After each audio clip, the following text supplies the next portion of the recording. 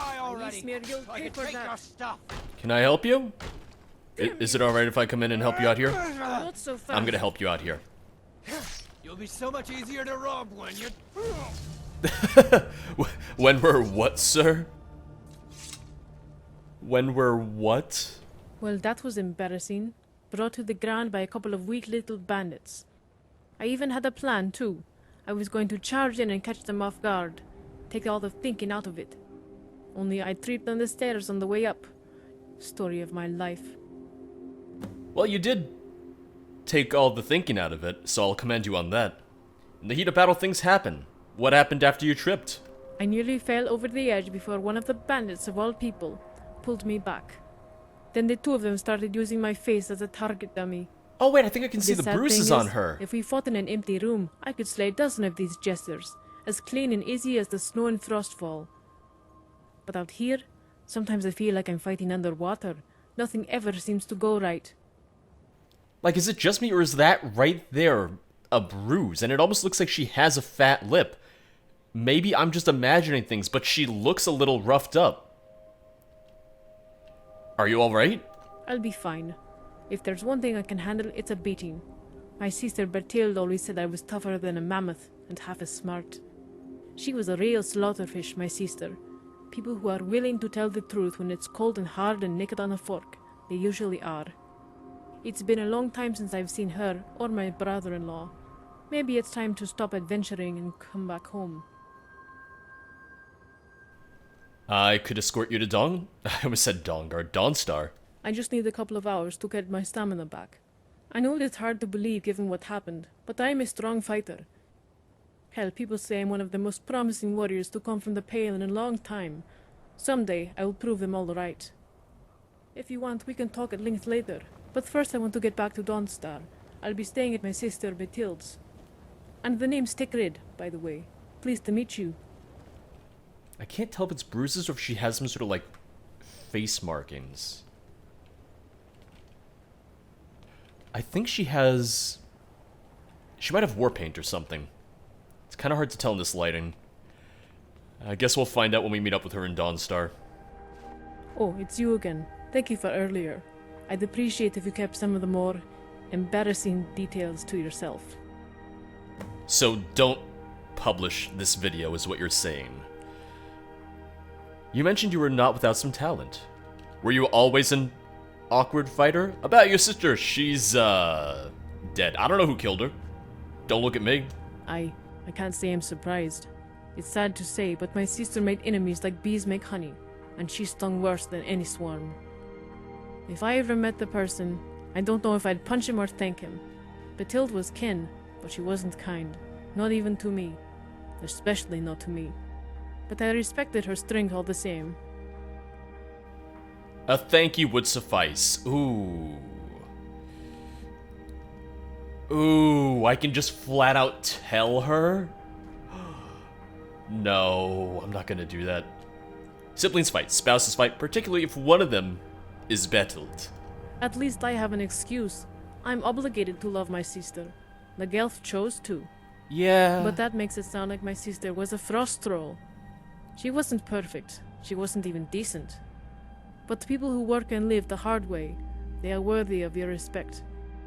For a tough miner like Legelf, maybe that isn't love, but it's close enough.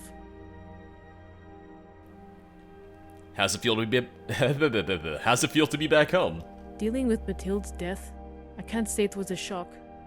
But it's different from other losses I've experienced. I'm sorry I had a stroke. To be honest, I was dreading the arguments we'd inevitably have the moment I stepped into her home. It would have been even worse knowing that she'd always have the last word. Her roof, her rules.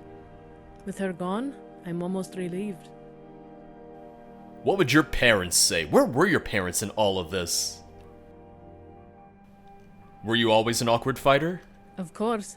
Bertilde liked to say when I came out of the womb I looked like a spider, all knees and elbows. Oh, and 8 of I them? was a gangly child. My arms and legs seemed in a hurry to grow and left the rest of my body behind. It didn't help that I was shy. Here comes Soup The Boy. village children were merciless. Tikrid the awkward, they used to chant, like it was some nursery rhyme. Children can be cruel. Young children want to misbehave. It's nothing personal. No, children can absolutely be cruel. Yes, but there was one child in particular, Jorn, who took things a step further. He used to climb on the rooftops and hurl stones at me. When I complained to the adults, they almost did the same. Jorn was a sweet, innocent boy, they said. What? You can't see it, but my jaw dropped. It's like, what the hell, Jorn? Not even my sister came to my defense. Only one person ever did. Her name was Saline. She was slick, clever, mischievous, and mysterious.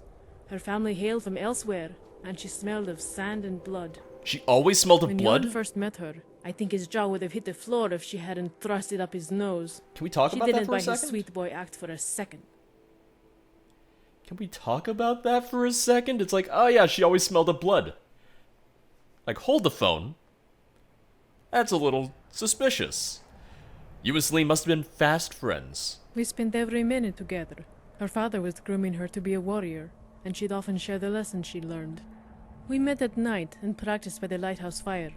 She taught me how to hold a weapon, how to strike with it, and how to defend.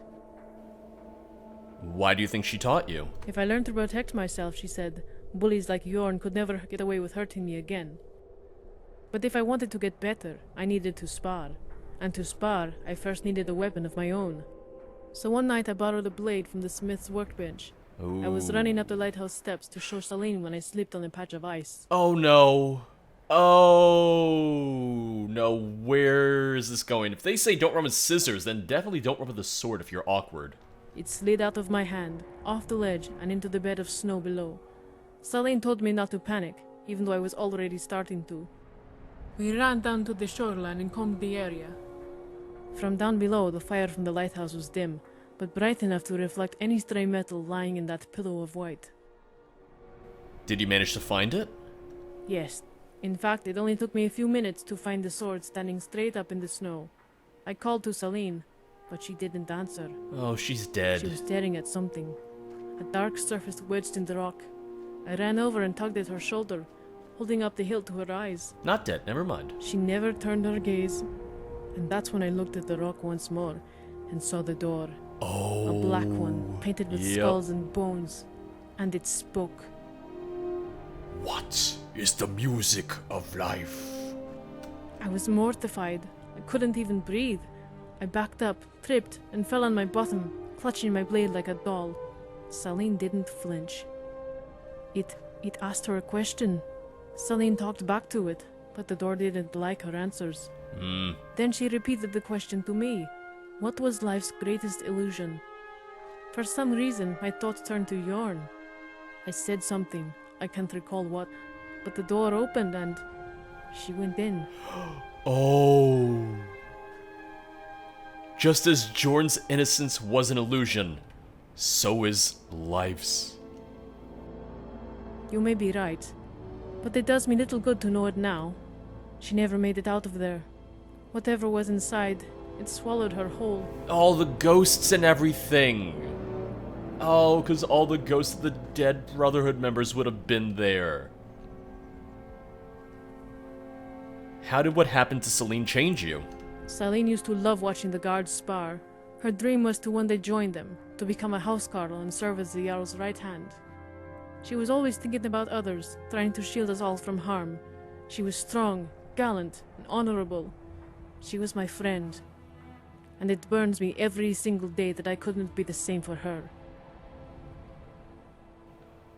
Do you blame yourself for what happened to her? Yes, I blame myself, and I always will. Not for opening that door, but for lacking the courage to follow her inside it.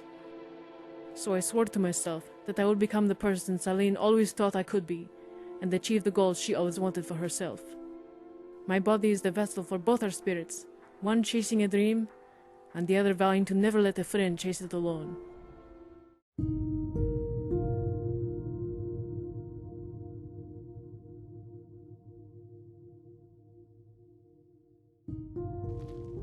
Well met, Sirrah. Mama, where did Papa Tidings, Sirrah. He's off fighting the war. My again. name is For the Storm Asteria, folks. a traveling bard on her way to Markarth. Empire. If you would like to Yep, hear a song, Sure is doing well. do not hesitate to make a request. Oh. I require no coin or patronage for my services. All I ask in return is the following favor. Should my verse please you, then I would be most gracious if you spread word of my song to the citizens of the Reach. Okay, I can do that. Another bard, you singers are worse than fleas. If your song is true, I will gladly spread news of your prowess. Give it up, girl. This inn needs a tavern wench, not more noise. Do you have any experience? I have played in provinces and castles across Tamriel, but I have yet to perform in front of a Jarl, as Skyrim was home to many renowned bards of legend. It is my hope that I may walk in their footsteps and pay tribute to their memory. Why not perform in Markarth, then? Bards are quite territorial, and there are many in Markarth who already call the Silver Blood Inn their home. In Old Roldan, I can ply my trade without having to contend for the floor. There's also the advantage of novelty. Just as a meal is most delicious when one's hunger is at its peak, the emotion of a song is best felt by those with virgin ears. Are you virgin judging Although my ears? I must confess, I do like the atmosphere of a traditional Nord inn. It is very homey. I love warm beds and homely smells, and also jewels, although I suppose one of those three has nothing to do with Old Roldan. Odd thing to say, odd thing to just put out there, but okay. Oh, I love jewels, by the way. I see no jewels in here, ma'am. You mentioned playing in other provinces? I hail from Cyrodiil, but I've plied my trade in Hammerfell and High Rock, and have tales to tell from each. Tell me a tale from Cyrodiil. Certainly. For a fortnight, I had stayed outside the halls of Skingrad, in hopes of obtaining an audience with the Count. After many attempts, I decided to head west, on the Gold Road to Gavach, passing through the tomato fields that quilted the land outside the gate. It was then that my eyes set upon a frail old man, weeping at the base of a tree. He had lost his sister to vampirism, and had walked all of Cyrodiil retrieving the ingredients for her cure. Yet it came at a terrible cost. From life came death, and from hope bloomed sorrow. She died less than 10 days after she was cured. For vampirism was the cure for time, and time is the deadliest disease of all. That is very upsetting. Where have you trained? Not at the Bard's College, if that's what you're implying. I'm very much a bard, however, or I wouldn't advertise my services as such. I like how the music If decided my to mute skill were itself during lacking, that. You would discover that soon enough. Also, did you just see Rains go into that room? Rains, buddy, come out here. We're gonna listen to some music. A sword maiden, for instance, could not profess her skill in battle and then show up to the arena with her armor on backwards. Nor can I claim to be a bard if my loot collects more dust than coin. But you're not Even charging here us. in Old Roldan, there's always someone with a story. You're A singing lost for free. loved one, a new job, a family reunion, Where's the gold a coming long from then? goodbye. And whether it's good, bad, or sad, a story always needs a tune. You didn't answer my question. I put my armor on backwards once. Naturally, it started a new trend. They do say that some of the greatest discoveries are born not from design, but accident. Although most accidents never reach such lofty heights. I will say that just putting on a shirt backwards feels not terrible, but it feels wrong. So I can't imagine that armor would feel good on backwards at all. Like, if you put it on, you would probably know that something felt out of place. Rains, come on! No, buddy, listen to some music. Come on. I'm gonna make a request. As you wish. What would you like me to play? I would like to hear Dusk on Anvil Harbor. An unusual request, to say the least. Are you by chance from the Gold Coast? Although it is not a well-known tune even there. However, you're in luck. As I hail from Cyrodiil, I am well versed in songs of all varieties, and songs of melancholy are my specialty. Uh-huh. That's what I thought, Miss Raven of Anvil.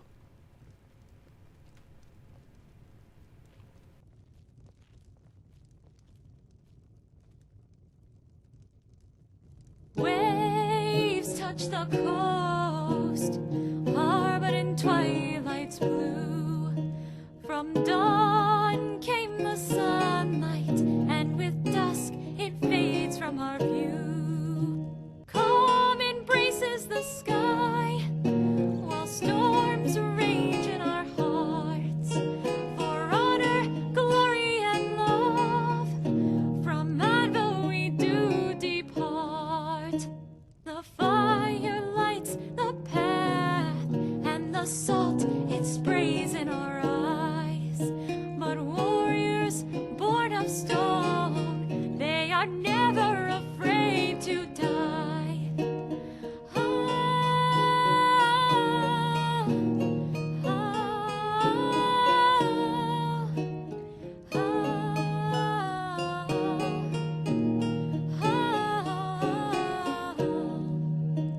Bells on the docks, they cry out for the mortal day.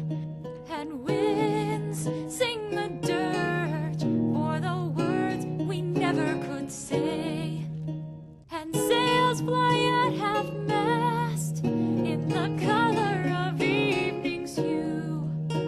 And tears break the silence for the children we almost knew.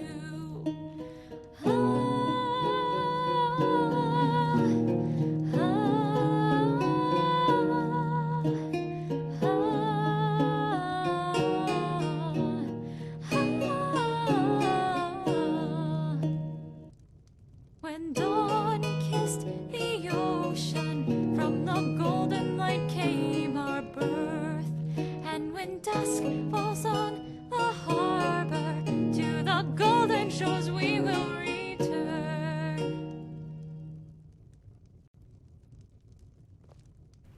I found you. How can I help you? So that's the song that appeased the Countess of Anvil? It's the very same. From whom, may I ask, did you hear the tale? Oh, you can see she's nervous. You can see the fear in her eyes. Oh, I met an old Penitus Oculatus agent who mentioned it. Enough with the games, I know who you are. As a person with deft hands, I admire how you work the strings. I met an old Penitus Oculatus agent. A member of the Emperor's personal guard. Oh my, you do have an eclectic circle of friends. I hope that I may someday count myself among them. Is that so? This humble bard will do well to include herself among them. It is certainly an interesting bunch of characters of the non-player sort. You're right, I heard the Raven of Anvil is a hideous wart-covered crone. Wait, I feel like I missed the dialogue there. Like, she didn't say anything. No one will take a piece of paper over the word of a hero. Guards, guards! Yeah, no, I feel like I missed something here. I feel like we missed a line at some point. So you attract intrigue, but keep the crowd at a distance. Why, yes. Besides, if I were truly the Raven of Anvil, why play the song? Why not cover my hair with a cloth? Easy, by eagerly embracing the role, you make yourself an imposter. You can't help yourself, you want to get caught. I'm sorry, clearly you're not her. Easy. You're persistent and clever. I like that. All right, clever boy. Clever man. I will say this and nothing more. There was once a loyal and dedicated soldier who held beside him a great big shield. For king and country he raised it high, shielding himself from arrow and sword. And when his king raised the land and raped its people, he used it to shield his eyes.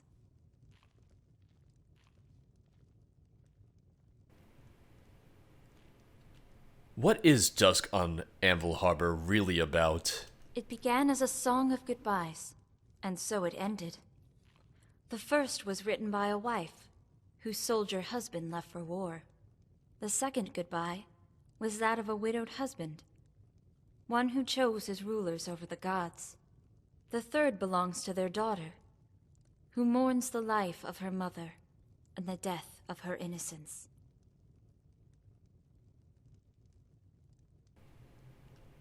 And would a bard know where a thief could find some work? She may. A bard hears many rumors on the road, some of which are quite valuable to those who work in the shadows. To the left of the entrance to Markarth, you will find a storeroom, with a workbench and a man. A guard by the name of Lundvar. And what else could a bard tell me about the guardsman? Blood stains his eyes, and mead frosts his breath. He is short for a Nord, yet nothing short of an honorable one. What he does not know is he has been betrayed. When you tell him this, his lips will be as loose as his throat is wet. He knows the location of a ledger, one that names the greatest bards in all of Skyrim. I would pay good coin to have my name atop it. So you want to use the same grift you used on the Countess of Anvil? That is a heavy accusation, Sirrah. Rumors are but ghosts, and it's best we don't pay them any heed. Of course not. We should speak But I'll allow it hypothetically this from now one on. time, if you do as I ask. Take this letter to the guardsman. When you have gained his trust, you will ask him a favor. To write my name on a ledger of famous bards. Nothing more. As for your payment, I will give you half of it now. When my name is on that list, you'll receive the rest.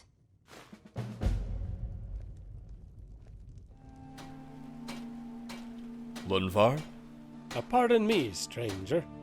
Will you help me raise a flagon for my dear departed brother? May he find peace in Sovngarde. I'm sorry for your loss. No need to be sorry, lad.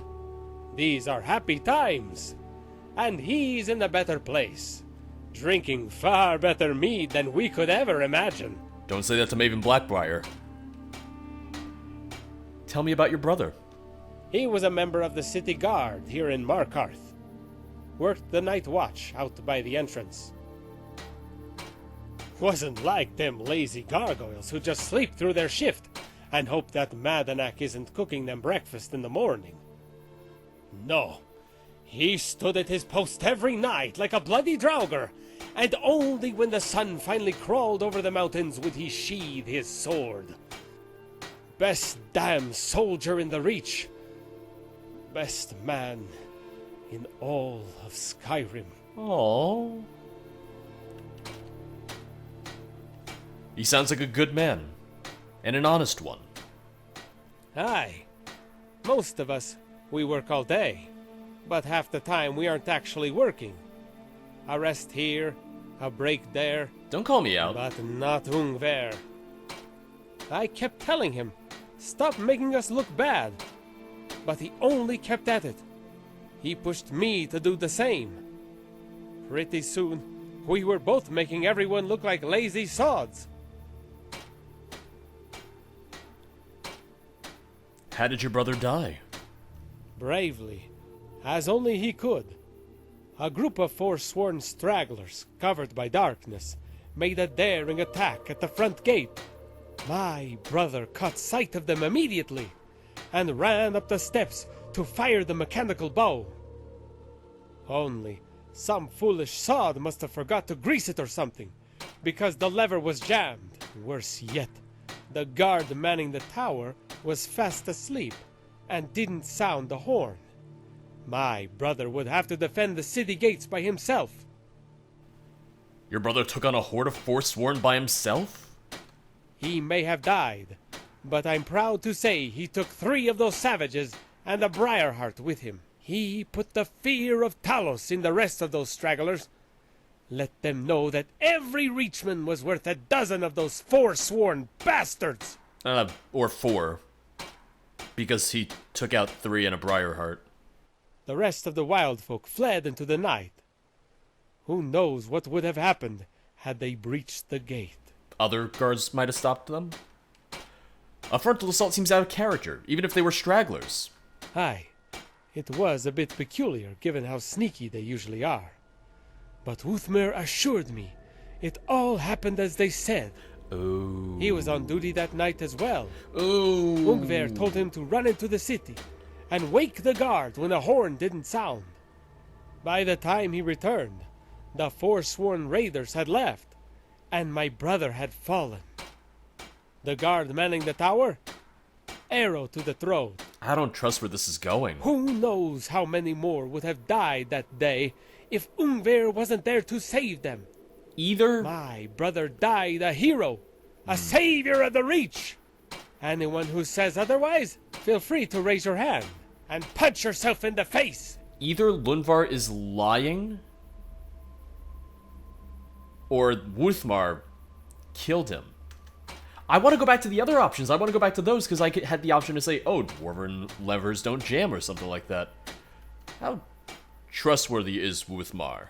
I trust him with my life, and vouch for his words with my own. Dumbass. Wuthmar was more than a watch brother to me and Ungver. He was our best friend. We even made him an honorary member of the family. He's not going to listen to Thick me as now. thieves, the three of us, ever since childhood. I'd sooner believe Dongbor craps silver before I'd believe Wuthmar is a liar. Where is Wuthmar now? That's a good question. The captain of the guard was in here just a moment ago, asking the same thing. You don't say. To be honest, I've spent so much time alone, I never noticed he was missing. Maybe he took a leave of absence.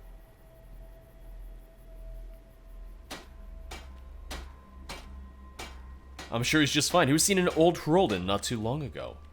A permanent one. Wuthmar has fled the Reach. Fled? Shore's beard. What do you mean, fled? What in Oblivion would he be running from? The law. Perhaps this letter may clear things up for you. This is from Wuthmar? He says my brother was betrayed by the city guard. This can't be. A Nord would never betray his own watch brother.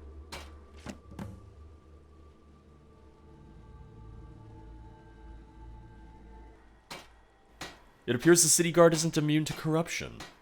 City guards are always taking bribes. They're scum and they killed your kin. It appears the guard isn't immune to corruption. Impossible. The city guard is made of proud Nords. Men and women who eat, sleep, and drink honor. They would never sink so low. And yet, for some reason, when I read this letter, my gut tells me its words ring true. If it's the odd circumstances of your brother's death. What has the world come to when a man can't even trust a fellow Nord? You can trust me. But if there's corruption in our city, we need to root it out. I owe it to my brother to do so. I don't know why you brought me this letter, but I thank you. I hope Wuthmar finds peace wherever he is. Actually, I would like to ask you a favor on behalf of Wuthmar and the Bard. Sure, but if you think I will sully myself to get revenge, I'm sorry, but I won't. I never said that at all. The ones who killed my brother will rot in cinder mine until the end of days. But it will be the Jarl who gives the sentence. I swore an oath to protect the city and the law, and I will die 1,000 deaths before I break it. Somewhere in Sovngarde, my brother is nodding his head, because if it were me who died, he would say the same. I want to honor the Bard who aided your friend by naming her best in the Reach. I see. So she wants to perform for the Jarl, and thinks I will write her name in Ingvar's ledger. I appreciate what she's done, but that would not be fair to the other bards. I am sorry, but you must tell her no. Now, if you'll excuse me, I need to think about what I'm going to say to the captain.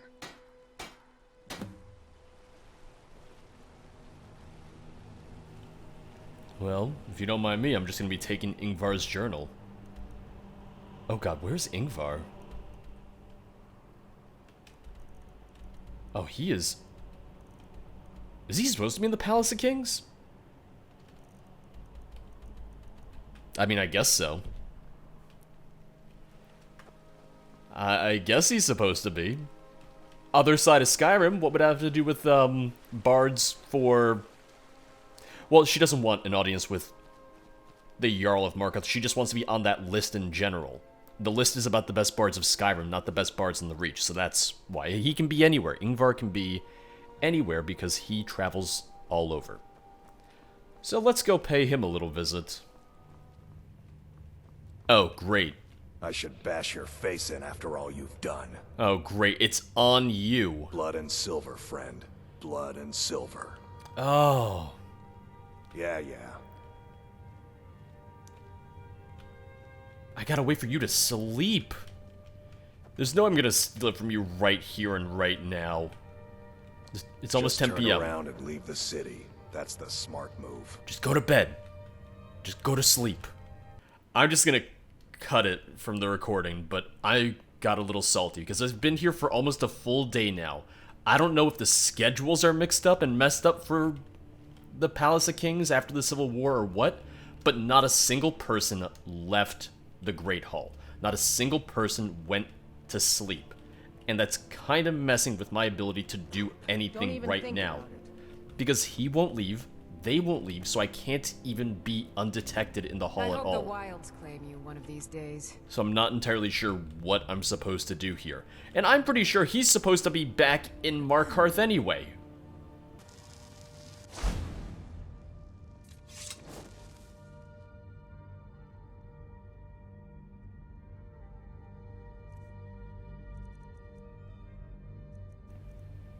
Okay. We're alright. I was able to cast my invisibility and get it very quickly. It was close, but I got it. Ah, a visitor. If you drink too much, you're out. No drunks. And who's gonna throw me out? You? Huh? I don't think so. Punk. How can I help you? I talked to the guard, but I ended up having to steal your list. I see. Well, that was poor judgment on your part. If the singer notices the list went missing, all my plans would be for naught. Ingvar is a brute with more fleas than brains. He'll think he misplaced it. This list is written in his handwriting. I couldn't just write your name. When you pick pockets, you can't just hover around and pull out a quill. It's in his handwriting. By Zenithar, you're right. This oaf isn't an oaf at all. He writes like a pompous lord. You did the right thing to bring this back here. No way someone with his tongue this far down his own crotch wouldn't notice a change in flavor. Ew. I don't like that saying. I do not like that one. Wait, something about your tone has changed. Aha, I knew you weren't some polite traveling bard. And the Raven of Anvil reveals herself.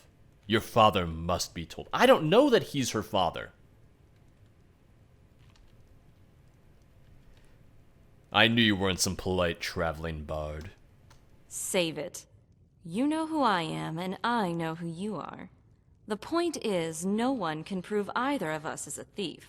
So stop acting like you just got knighted.